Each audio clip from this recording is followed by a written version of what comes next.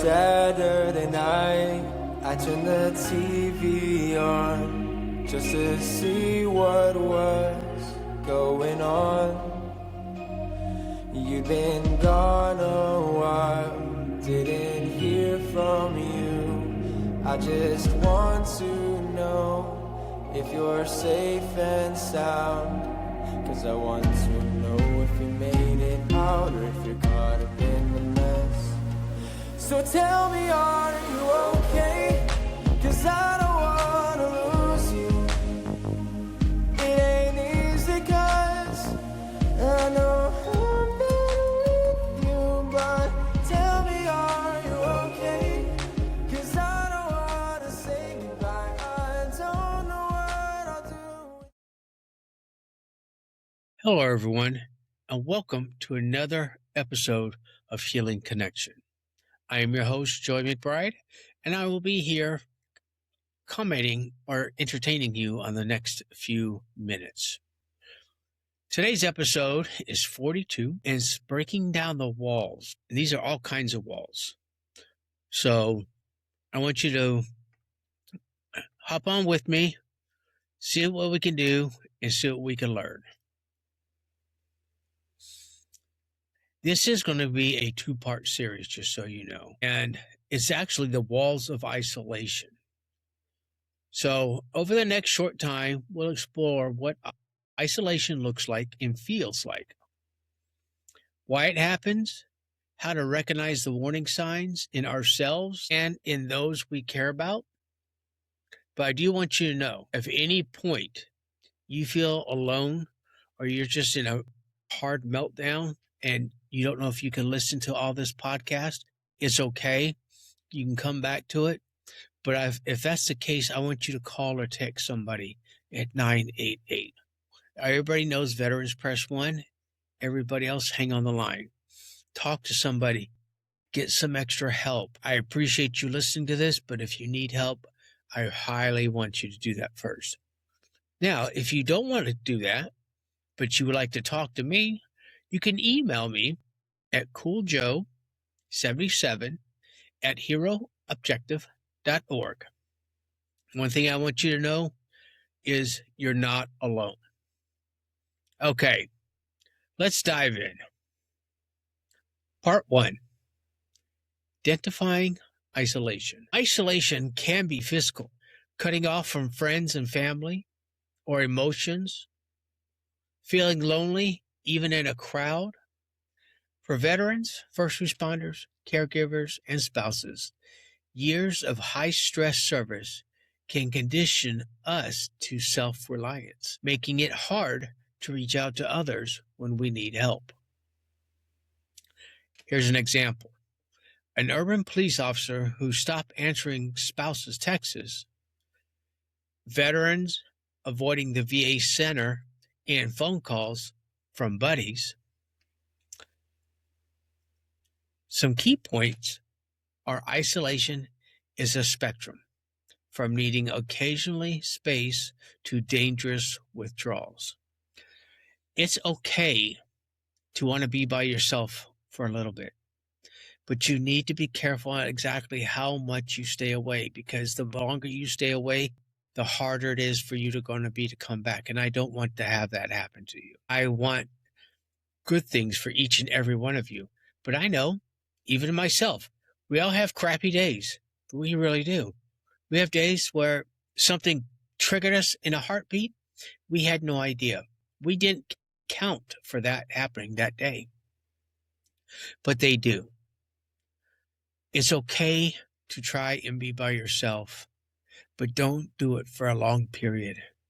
Reach out to somebody, please. It helps. It makes things a lot better, and it can bring you back a lot more.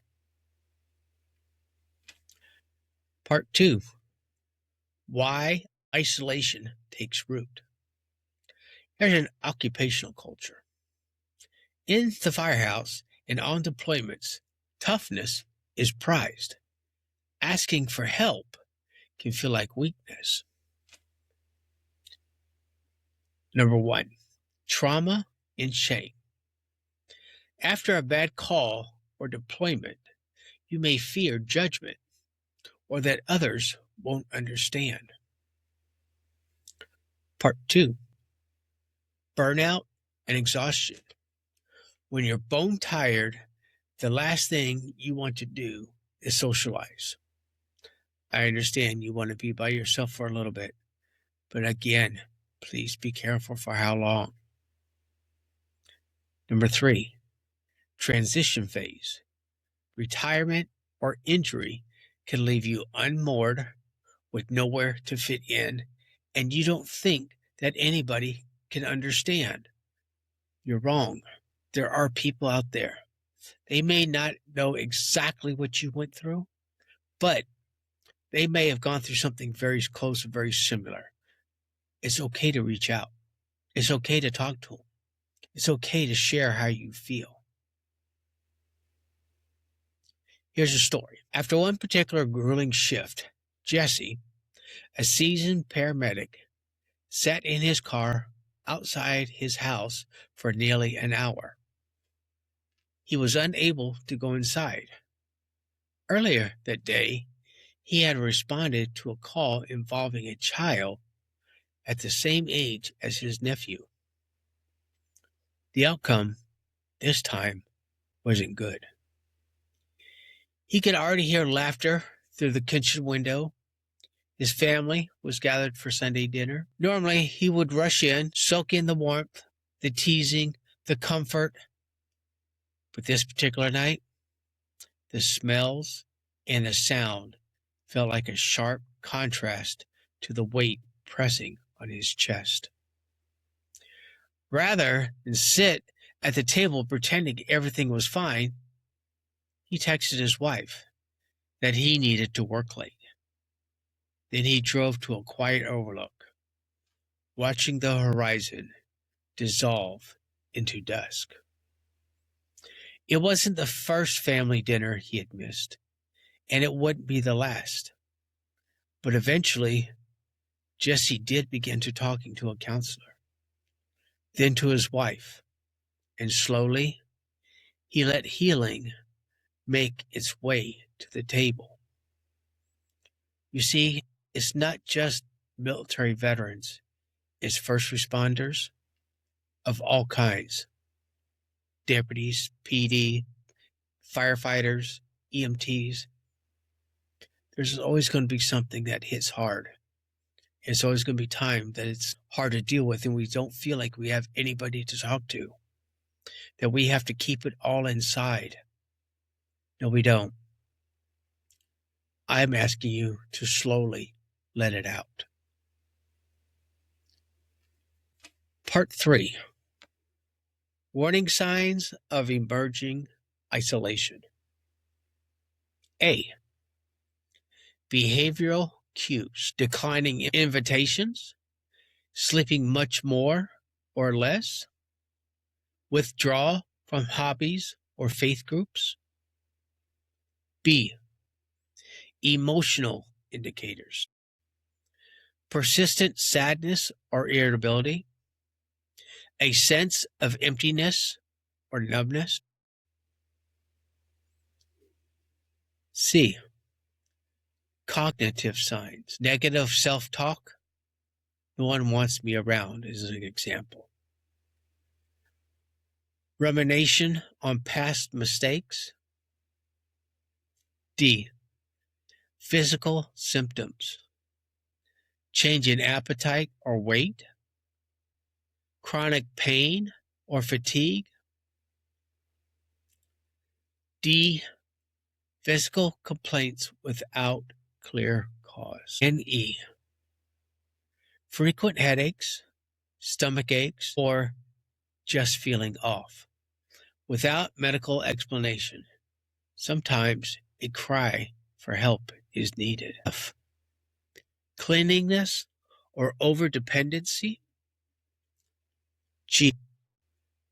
At opposite extremes, suddenly attack themselves to one person, unwilling to let anyone else in, as if fearing abandonment. Disrupted sleep patterns. I. Not just insomnia or oversleeping, but irregular sleep cycles that make day and night boundaries very blurry.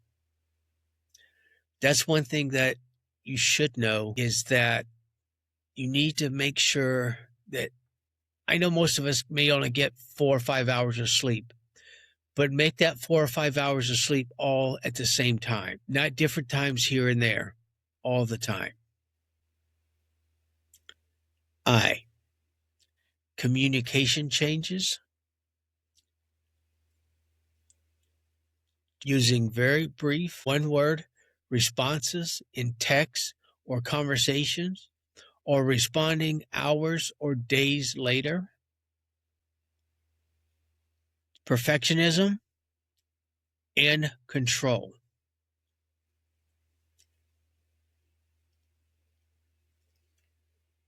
Obsessively organizing everything.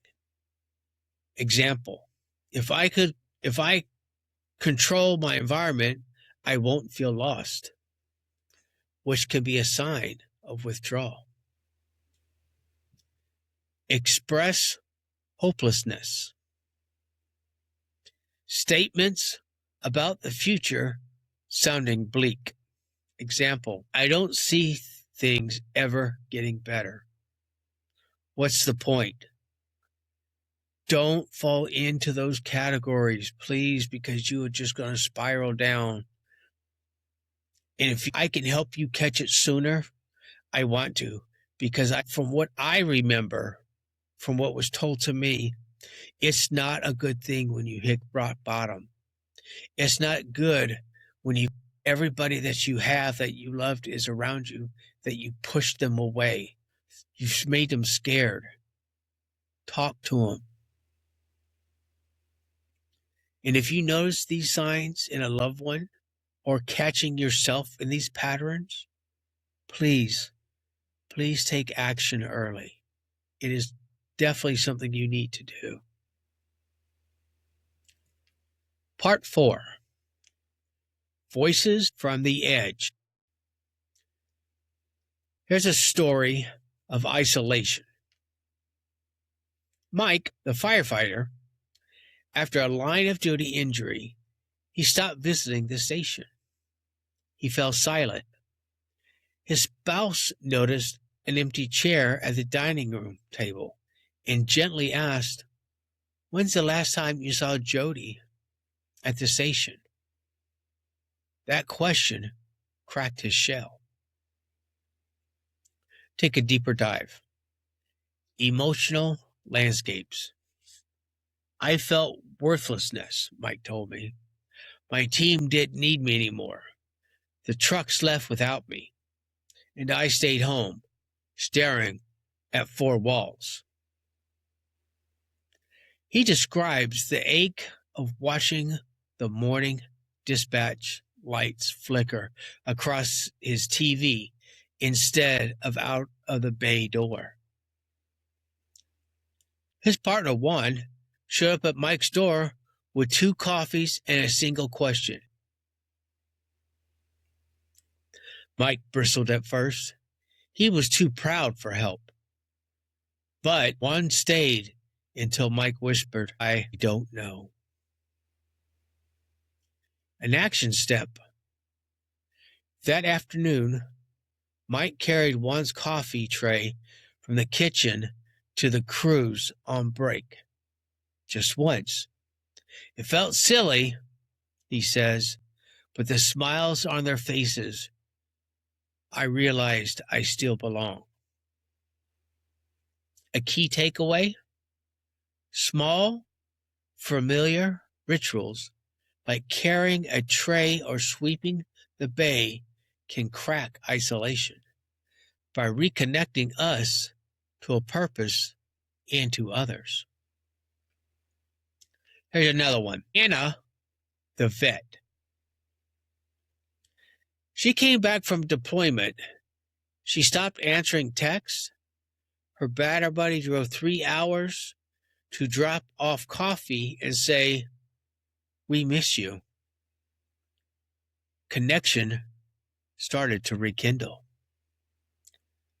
a diver deep into this. Emotional landscape. I thought I was protecting them by being silent, Anne explains. But each day, I felt more alone, and even when people were around. She describes how the sound of her phone buzzing made her chest tighten. She let it ring until it went to voicemail. A turning point for her. One evening, her childhood buddy, Sam, took a huge risk. He posted a group selfie with a caption, "Remember when we used to laugh at my terrible dance moves? Miss ya, Anna. If you ever want to laugh again, we're here." Anna did stare at that text for about a full hour. She hadn't realized how much she missed lightness, missing them. Her action step. She replied, "Can I crash your game tonight? Can I crash your game night Thursday?" That one line opened the door. She walked into Sam's living room and was met with cheers, pizza, and zero, hear that again, zero questions about trauma. "They just wanted me," Anne says. Another story, number 3. Carlos, the cop's neighborhood watch. Carlos loved patrolling his beat. After a traumatic shooting, he walked off the job one day. No badge, no radio, and retreated to the inside of his house. Now let's take a deeper dive into this. Emotional landscape. I couldn't see the street the same, Carlos admits. Every car was a threat. Even at home, I locked windows and drew curtains. He became a phantom neighbor. His mail piled up, lights stayed off. But there is a turning point to this. The neighborhood association president, Mrs. Nagwan, dropped off homemade soup with a note. "We miss your wave at 7 p.m. patrol. Soup's on me if you ever feel like peeking outside again." Carlos sniffs the soup in his doorway. Heart pounding. He said yes, mostly out of politeness. The next evening, he sat on his porch, still in uniform pants, but barefoot. He waved at Mrs. Nawoon. As she passed, she waved back, and a spark of his old routine had returned. A key takeaway to this?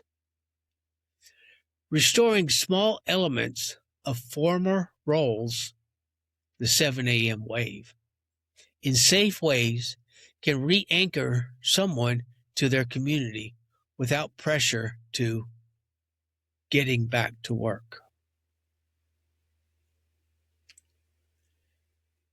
Let's try and bring this all back together. After each story, pause and reflect on what emotional barriers kept them isolated. What specific gestures or invitations broke through? How can listening adapt those tactics for their own lives? I want you to think of this. Think of someone in your life who's gone quiet. What's one small, non-intrusive gesture that you could try this week? An open-ended, non-judgmental invitation, especially one that taps into sharing joy. This can pull someone out of self-imposed exile Sometimes it takes someone showing up physically or emotionally to break isolation's hold. And it's very true. You don't have to talk to somebody about what's going on. You can talk to somebody about what the weather's like, what you saw the last thing on TV, what's a funny thing you saw on the internet, or just asking somebody, hey, would you like to get a drink? It doesn't have to be alcohol. It could be soda. It could be tea. It could be coffee. Something small. And if they say yes, you don't have to dive right in. Just sit there. And hopefully, eventually, that person will start talking. And hopefully, that person might be you. Please, let someone in, by all means. It really means a lot to me. Part 5. The risk of prolonged isolation. Mental health. Higher rates of depression, anxiety, PTSD worsening. Physical health. Increased cardiovascular risk. Immune suppression. Your immune system starts to shut down. Your body starts to become weak, or you start to become overweight. Stop. I'm not saying stop right now. Work your way up to it. Work your way back to a healthy you that you feel comfortable with. Not what anybody else feels, but what do you feel comfortable with? Suicide risk. Social isolation is a strong predictor for suicide thoughts and behaviors. I know, for the most part, people will not leave a note saying they're going to commit suicide.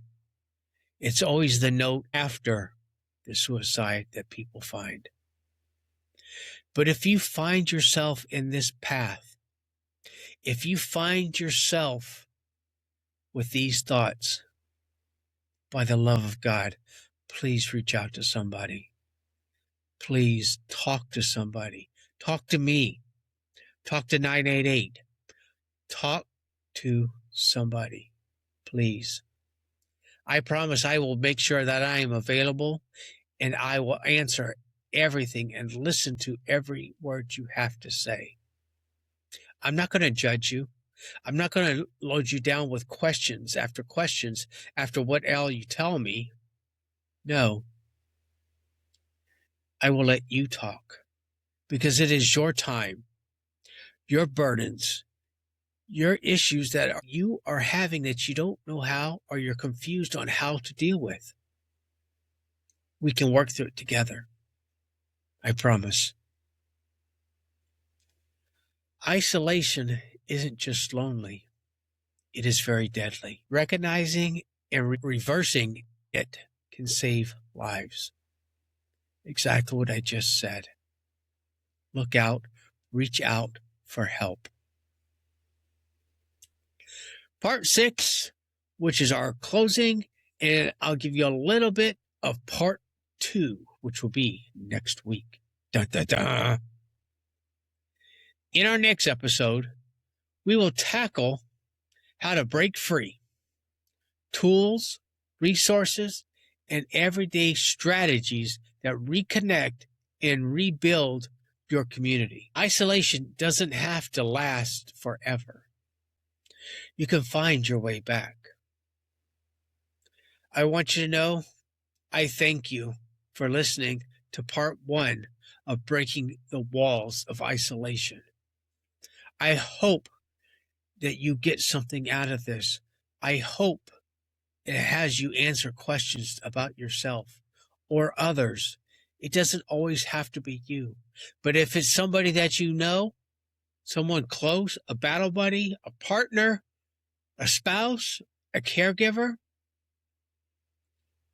talk to them. Open up the door for them. Don't start with questions. Just open the door. That can go a long way. You opening the door about you can go a long way. I promise. I really promise. Remember, if you feel like you're lost, confused, angry, or depressed, please reach out to someone, even if it's calling or texting 988. You know it's free. Take it and use it to your advantage. Nobody's going to come pounding down your door or putting words into your mouth. It's just someone that you can talk with right then, right there. Even if you have dealing with somebody that is going through these emotions, but you don't have the answers, you can still call or text this number and they will help you with some things that you can say. They can help you with ideas or whatever the case may be. They can help you with that if you want. But you can also remember that you can email me personally at cooljoe77@heroobjective.org, and I will be there. And I will make time for you and see what we can do to find you some help. As always, I will always have your six. Stay strong, stay confident, and know that there are others out there that are going through some of the same stuff that you are. Not the same, close. Until next time. 'Cause I don't wanna